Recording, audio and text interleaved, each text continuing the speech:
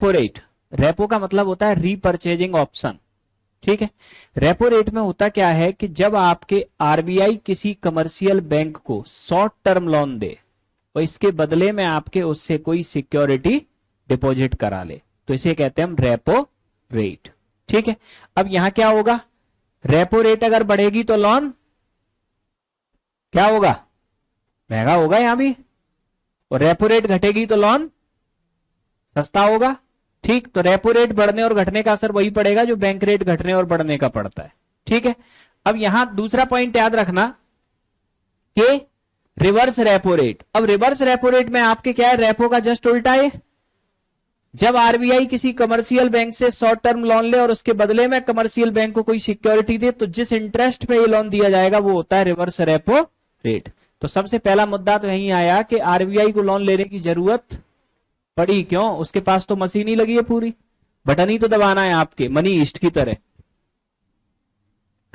कोई commercial bank का आपके वर्क करता कैसे है, कमर्शियल बैंक का आपके वर्क करने का तरीका क्या होता है कि कमर्शियल बैंक, ठीक, एक तरफ लेता है क्या, डिपॉजिट, कमर्शियल बैंक देता है क्या, डेब्ट, यही होता है ना तरीका।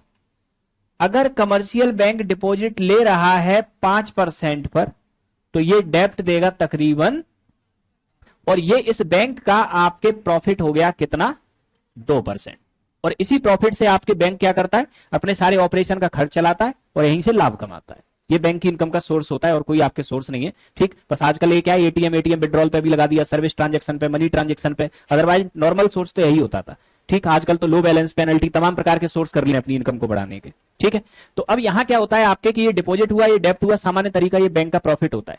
अब हुआ क्या आपके कि अचानक से आपके अडानी का प्रॉफिट बढ़ा और अडानी गया आपके बैंक में और अडानी ने सीधा जाके यहां करा दी 10,000 करोड़ की एफडी, ठीक। ये 10,000 करोड़ की एफडी किसके पास आ गई, कमर्शियल बैंक के पास। कमर्शियल बैंक करेगा क्या इस 10,000 करोड़ रुपए का, डेब्ट पे ही तो देगा, ठीक है। अगर इन्होंने 5% पे एफडी की है तो ये 7% पे डेब्ट पे देगा, लेकिन आपके डेब्ट लेने वाला कोई उस समय है ही नहीं, मतलब पब्लिक आपके डेब्ट लेने वाली है ही नहीं, या जो डेब्ट लेने वाले हैं वो इस एलिजिबल नहीं है कि बैंक उनको डेब्ट दे। हर किसी को थोड़ी लोन पकड़ा देगा, आपस भी तो लेना है। अब बैंक के पास ये पैसा पड़ा हुआ है, 2 महीने से कोई लेने नहीं आ रहा, तो ये इंटरेस्ट इस बैंक को अपने घर से भरना पड़ेगा, और अगर लंबे समय तक ऐसा चला तो ये बैंक आपके बर्बाद हो जाएगा, ठीक। घर से कब तक भरेगा इंटरेस्ट, ठीक है। तो अब ऐसी स्थिति में ये बैंक आपके कहेगा किससे, आरबीआई से, कि ये 10,000 करोड़ रुपए हमारे पास पड़ा है, हमने 5% पे इसको उठाया है, आप एक काम करो इसे 5% पे ले लो वापस, कम से कम हमारे ऊपर इंटरेस्ट ना बढ़े, और 5 पे ना लो तो 4.75 पे ले लो, थोड़ा घाटा हम सहन कर लेंगे, ठीक। तो अब आपके ये कमर्शियल बैंक किस 10,000 करोड़ को खिसका देगा किसके पास, आरबीआई के पास, ठीक। किस स्थिति में, जब इससे लोग लोन लेने वाले ना हो, ठीक है।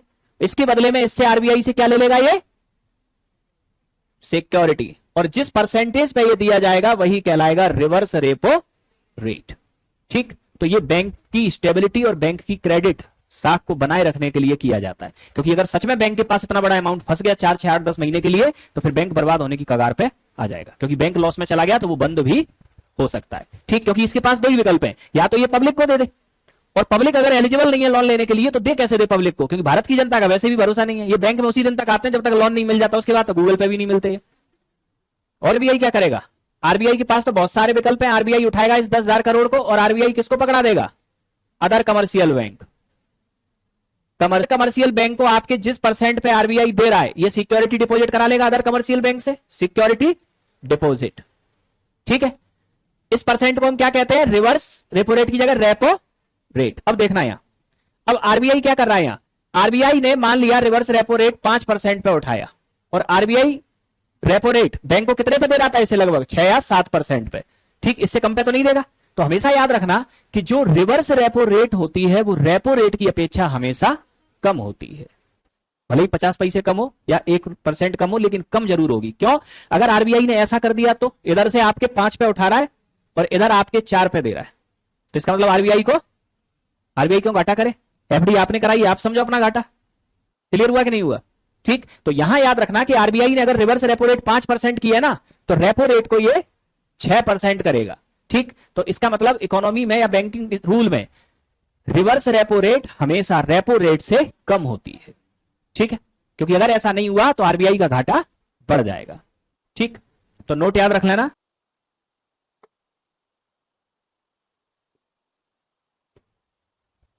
अब देखो, यह है आपके बैंक। ठीक है, अब रिवर्स रेपो रेट आपके है, मान लिया आपके 5%। ठीक, यूजीएल बैंक है, ये पब्लिक को आपके लोन दे रहा है कितने परसेंट पे?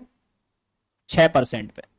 ठीक है, तो अब रिवर्स रेपो रेट है 5%, इसका मतलब क्या है? इसके पास दो विकल्प हैं, या तो 5% पे आरबीआई को दे दे या 6% पे पब्लिक को दे दे। ठीक, अब यहां क्या किया कि आरबीआई ने रिवर्स रेपो रेट को बढ़ा के कर दिया 5.75%।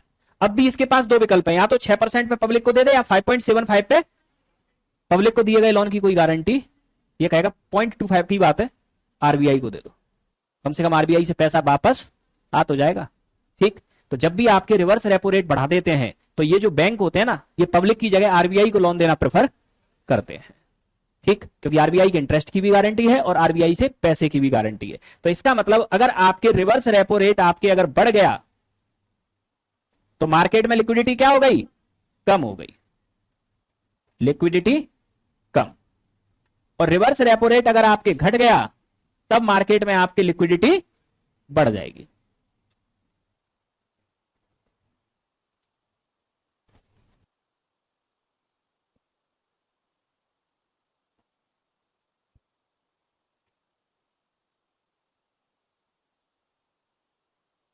अगर रेपो रेट इंक्रीज होगा तो इसका मतलब बैंक को लोन महंगा मिल रहा है, बैंक को लोन महंगा मिल रहा है तो बैंक पब्लिक को महंगा देगी, तो लिक्विडिटी क्या हो गई? डिक्रीज होगी।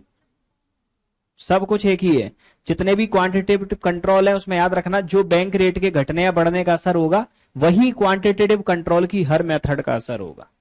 ठीक ठीक, बैंक रेट के बढ़ने पे लिक्विडिटी कम हो रही है, बैंक रेट के घटने पे लिक्विडिटी बढ़ रही है। तो रेपो रेट और रिवर्स रेपो रेट के बढ़ने पे लिक्विडिटी कम होगी, रेपो रेट और रिवर्स रेपो रेट के घटने पे लिक्विडिटी बढ़ जाएगी।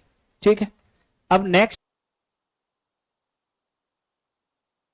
नोट, तो नेक्स्ट याद रखना कैश रिजर्व रेशियो। तो नेक्स्ट याद रखना कैश रिजर्व रेशियो और आपके स्टैच्यूटरी लिक्विडिटी रेशियो, इन दोनों में आपके क्या डिफरेंस होता है? ठीक है, सीआरआर और आपके एसएलआर। तो याद रखना सीआरआर और एसएलआर के बढ़ने और घटने का वही प्रभाव होता है जो बैंक रेट का होता है। अब ये दोनों होते क्या है? मान लिया कि ये है आपके कोई कमर्शियल बैंक। ठीक है, इस कमर्शियल बैंक के पास टोटल कैश कितना है? 100 करोड़। इस 100 करोड़ का एक सर्टेन परसेंट ये डिपॉजिट रखेगी किसके पास? आरबीआई के पास। तो टोटल कैश का वह सर्टेन परसेंट जो कमर्शियल बैंक आरबीआई के पास रिजर्व रखती है उसे आपके कहेंगे हम आपके क्या? Cash reserve ratio. ठीक है, अब इसका मतलब क्या है? अगर सीआरआर बढ़ेगा, जैसे मान लो कि सीआरआर है आपके 4%, तो इसका मतलब 100 में से 4 करोड़ तो गया आरबीआई के पास, बैंक के पास कितना बचा? 96 करोड़। अब सीआरआर बढ़ के हो गया 4 से 5%, तो इसका मतलब अब आरबीआई पे चला गया 5 करोड़ और बैंक पे कितना रह गया? 95। तो बैंक पे लिक्विडिटी कम हो गई ना। ठीक, तो बैंक पे ही कम है तो पब्लिक पे। ठीक, सीआरआर आपके हो गया 2%, बैंक पे लिक्विडिटी बढ़ गई तो पब्लिक पे बढ़ जाएगी। अब दूसरा कंसेप्ट आप समझना। ठीक, अब दूसरा कंसेप्ट समझना आप, अब दूसरा कंसेप्ट जो आपके है एसएलआर।